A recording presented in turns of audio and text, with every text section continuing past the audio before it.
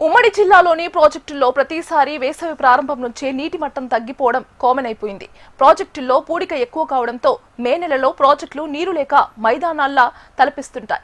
ప్రస్తుతం ఏప్రిల్ నెలలోనే నీరు అడుగంటిపోతుండటంతో రైతులకు చివరి వరకు నీరు అందుతుందా అన్న సందేహం వస్తోంది. ముఖ్యంగా గత ఏడాది కడెం ప్రాజెక్టుల్లో పూడిక తీసినా మిగతా ప్రాజెక్టుల్లో మాత్రం ఎలాంటి పూడిక తీయలేదు.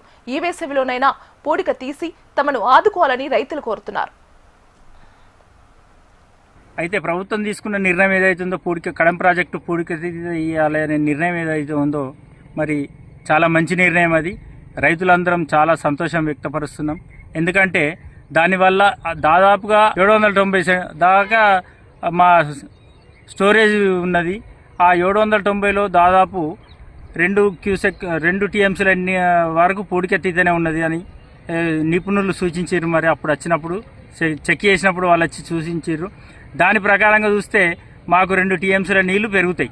అంటే 3.5 లక్షల క్యూసెక్ల వాటర్ను ఆపే కెపాసిటీ ఉన్న ప్రాజెక్టు మరి 3.5 పైన వచ్చిన తర్వాత 5 వచ్చిందంటేనే కొట్టుకుపోయే పరిస్థితి ఉండే గత 2 సంవత్సరాల క్రితం. అయితే మరి ఆ పరిస్థితి నుండి గట్టెక్కడాలంటే ఆ పోయే నీళ్ళన్నీ మా దగ్గరే ఉండేవి.